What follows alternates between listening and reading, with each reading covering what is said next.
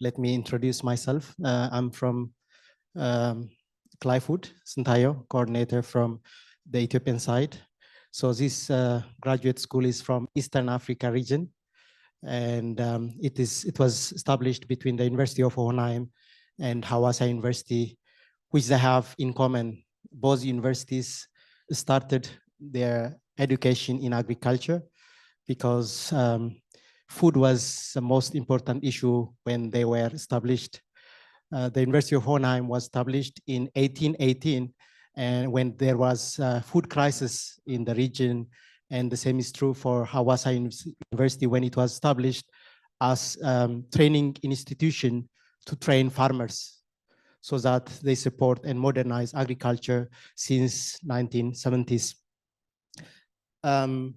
So this CLIFOOD, the acronym for CLIFOOD is for climate change effects on food security. So we touch two issues, climate change in one hand, but it is effect and linkage to food security on the other hand, because as you all know, the region is most affected due to food insecurities. Around 7 countries in the region are mostly affected due to insecurity situations and also lack of sufficient food for its population. Recently, you might have heard, due to COVID and also due to the impacts of climate change, the number of people who are dependent on food aid is increasing. So without applying science to improve the way we produce food, we cannot sustain feeding the alarmingly growing population in the region. So on one hand, the population is growing fast and food is demanded highly, but on the other hand, climate change is compromising the way we produce food.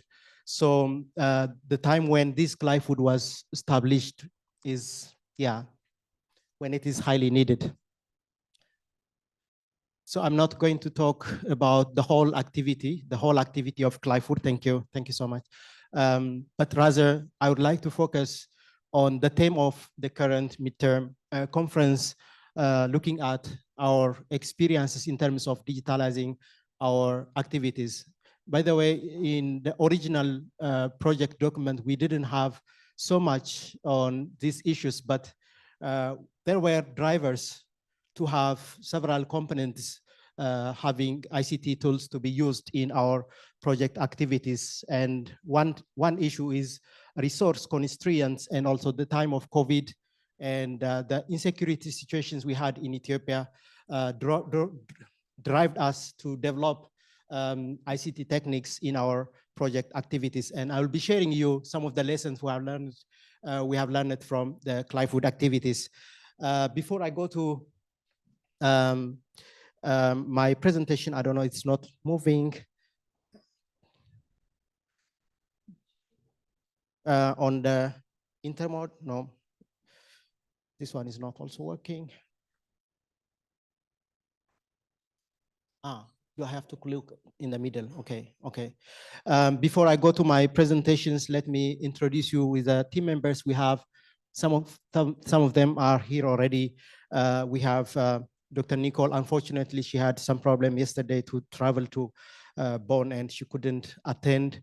We have Dr. Christian, the coordinator from the University of Hohenheim side, and Professor Ashe Frank, who is the scientific lead. We have also a colleague of mine, Professor Tesfaye, who's here. Can you please show around? Yes, and Christian also. Yes, yeah. So greetings from our team. I'm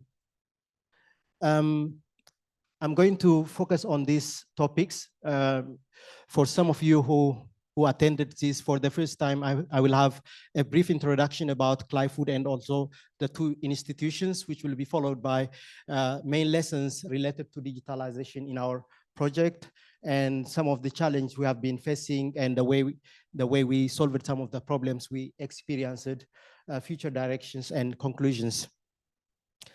In CLIFOOD, we had 2 cohorts already. PhD is the main scholarship we provide. We don't have master program in our CLIFOOD project.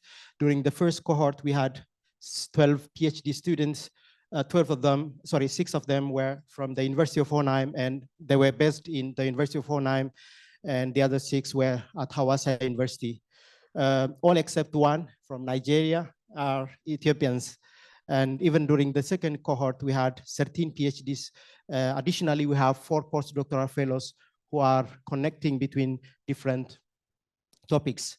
As you can see from the image over there, CLIFOOD is highly interdisciplinary. It's not like focusing only on one area of discipline, but connecting quite a lot of disciplines. So you can imagine that we are working with a lot of professors, 8 professors from the University of Hohenheim and another 8 professors from Hawassa University, focusing on the research on human nutrition. We have agriculture, specifically livestock, grain quality. We have seasonal weather forecast. We have the climate science, air science team, atmospheric science team. We have also people who are working on the socioeconomic behavior of farmers in the Eastern Africa region, and also food and feed.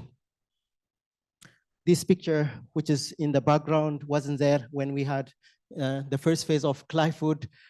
When we had the second SDG meeting, we were in the old building, but now the College of Agriculture is a new building. Probably you may all come and visit us again. This is the team members from the University of Hohenheim. As you can see here, the team, the professors from the University of Hohenheim and also from the University of Hawassa have different disciplinary backgrounds, making the CLIFOOD highly interdisciplinary. Here is a list of professors from the Hawassa University side, from the College of Health, College of Agriculture, mainly the crop and livestock agriculture. This is Hawassa University. For some of you who attended the CLIFOOD presentation for the first time, just to briefly highlight on Hawassa University, it is one of the 50+ public universities we have in Ethiopia, focusing especially on agriculture. The main theme, the main research theme in Hawassa University is agriculture, and of course we have also several other disciplines. And currently we have up to 43,000 students studying various disciplines from bachelor up to PhD levels. So a wide range of academic programs are offered in the university.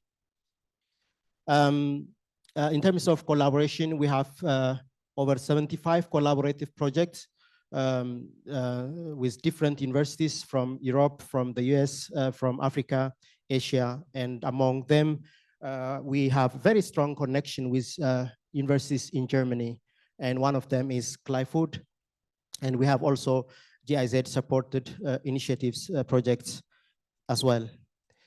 I don't want to talk a lot about the benefits of using ICT techniques and digital methods in running projects like us, because over the last 2 days we have heard a lot. So we also understand that using ICT techniques in higher education for research, teaching, and community outreach program is so important, because it has it helps us to widen access to knowledge, improve communication and collaboration, which we have witnessed it from our activities in CLIFOOD also. And it is also a flexible learning, it gives us a flexible learning opportunities. And yes,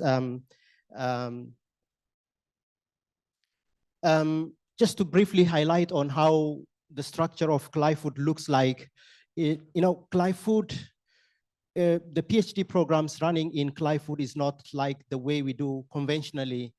In addition to the faculty courses which are offered to our PhD scholars, we have also structured programs. We give them centrally from the CLIFOOD management. So we call them as block seminars. It's more or less similar to the summer schools other graduate schools are providing.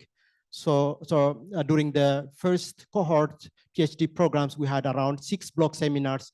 And again, since 2020, we had also, we are having also another 6 block seminars, which are offered for these PhD students.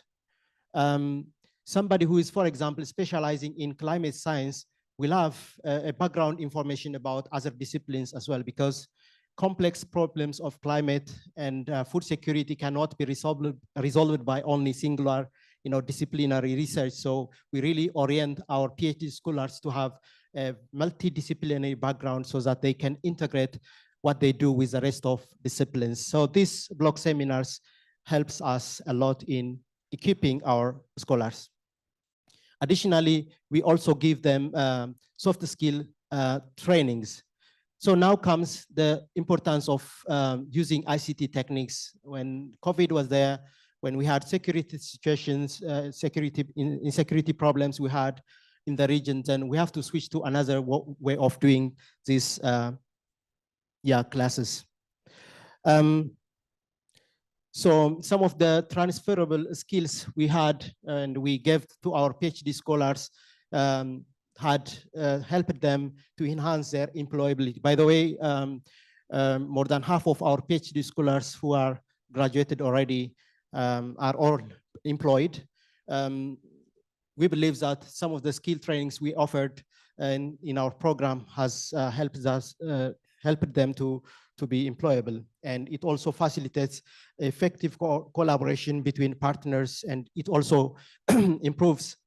Our scholars usually focus on their own discipline, doing research and all, but some skills like how to present their findings, how to talk to people who are making decisions, policymakers and all, have to be complemented with such soft skill trainings, and they have benefited a lot from this, all types of programs we had. And they also able to develop their leadership and project management abilities, because some of the trainings we have given them is how to handle projects and manage this staff, which they could not get these trainings in their conventional PhD programs.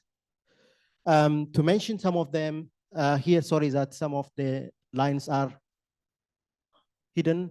As you can see here, for example, the German course, which is offered only here, it was face-to-face and also online.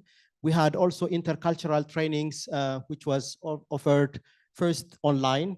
Somebody who is coming from Africa, having known nothing about how the way people in Europe lives, then they will have the first orientation. Fortunately, the trainings were given by people who knows the two cultures very well for over 20 years staying here in Germany. And I remember one trainer was from Nigeria who lived here for several years. And the way he trained our scholars was so peculiar. In ourselves who did our PhDs here in Germany, we would have benefited if we had this training at the beginning, because we have failed a lot of things during communication here in Germany. And our scholars appreciated that, having this kind of training. I believe for somebody who only knows natural science should get this kind of training, how to communicate with people living in a different culture. And the same is true for our German colleagues who probably might have never been to Africa, but knowing very little about the culture over there. So, crossing between this culture is so important by giving this kind of soft skill training. And we did that and we benefited a lot. We also usually experience conflict in research, conflict between PhD scholars and also the supervisor, or between sub-project leaders even. So this kind of training, how to manage conflict in research. Data sharing, for example, somebody might want to hide his data. He may not be willing to share his data, especially before publishing that. So this kind of training also helped us in understanding the need for sharing. Scientific writing methods, statistical tools, which are uniquely used in PhD analysis, data analysis, application for research funds, how to manage it, how to manage a project, and all these were mostly offered as an online platform. We benefited a lot from this kind of platform, because those experts who might be from different regions could easily handle this training without moving, without traveling all the way. He can offer the training from his home. He doesn't have to travel, and he doesn't have to reject our request to offer these trainings. And it has helped us a lot arranging all these trainings online. Most of the block seminars we had during the first cohort, CLIFOOD was held face-to-face, but now during the second phase, thanks to COVID, so we have switched to either hybrid or even online, completely online moments. People from different regions have been involved in our block seminars. So far, we had over 100 speakers already in our CLIFOOD project. Other than the professors from Hawassa University and from the University of Hohenheim, we had over 100 speakers from all over the world. You can imagine that some of the people are so busy to travel. And using this technique, we have benefited from their knowledge and their experience sharing to our scholars. This was not only the benefit of, it's not only our project scholars who have benefited from all these speakers. We usually make our trainings and our conferences open to other colleagues at Hawassa University or at the University of Hohenheim, so that a wide spectrum of people could attend the trainings. So the most common way of holding such conferences, such trainings, and such events were by using this tool. But it doesn't mean that we don't have any challenge in handling it. The time zone difference, we remember we had speakers from New Zealand, for example, and their working hours is completely opposite to the, when we sleep, they work, and when we work, then we sleep. I mean, it's completely a different zone. So sometimes we use recorded videos to handle this. And we had also power cuts. You can imagine in the region, the infrastructure, including power, internet, is not as you may expect from even other African countries like South Africa or the Western African regions. So we had frequent power cuts, which interrupted us from handling online courses and all. For this, we were supposed to reschedule activities several times. When power cuts, it's not like a power cut. I remember when we had 5 minutes power cut in Stuttgart a couple of years ago, maybe, and they announced it. They announced it a week before, and the power cut was only for 5 minutes. And when the power cut happens in Ethiopia, it can cut forever. I mean, throughout the day, and without any prior information. So you can imagine how much difficult it is to handle online sessions, and we have to reschedule our activities now and then. And also providing technical support and resource mobilizations and encouraging open dialogue. Sometimes we switch from online. I remember PhD defenses were held online, and all of a sudden power went off and we cannot move it to the next day. And we have to switch to mobile interview, and that was ridiculous to the event. So how much this problem is. So thanks to the CLIFOOD team, following our CLIFOOD team, our university management have introduced these devices almost for all faculties, but we are almost pioneer in having such facilities. This 5-meter wide screen over there, and the smart devices were procured by CLIFOOD. And it looks like simple, but the way we taught other faculties was great. And nowadays we can handle a lot of activities online. We don't have to bother people traveling all the way, from regions to regions or from countries to. So benefits, it complemented a lot in complementing existing resources. It enables the participation of people from remote, and lectures and thesis defense, all these are running very well due to these facilities. We also provided simple tools like tablets to our PhD scholars so that they can collect data from remote regions. They can collect data and it can be transferred directly to the cloud, and then it goes to the central, which I'll be presenting you shortly on our the data center. Online courses were also offered. So we have e-learning modules already in our website, which I will be showing you our website shortly. And this is one of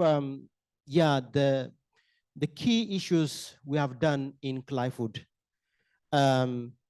Similar to other SDG graduate schools, we have established a data center. Especially the idea of establishing this data center came after almost when CLIFOOD first was close to be closed. So we now have a server which is established at Hawassa University with a capacity of 250 terabyte. You can imagine how big this, because we are going to upload a lot of satellite data, remote data, atmospheric data, agricultural, socioeconomic data on this server so that we can process mega data we analyze now. We can be able to analyze and also try to find the integration between different sets of data coming from different disciplines so that we try to see major problems related to climate change and food security. The unique opportunity in the region, and it gave us a unique opportunity in the region, also in the country, to store and process huge data. Probably some other time I will explain to you in detail on this, because our 2 postdoctoral fellows are working very hard in strengthening this data center. And by now we don't have output from this data center because it took us quite a long to establish it. But now we have all the facilities in place. We have the experts, including postdoctoral fellows.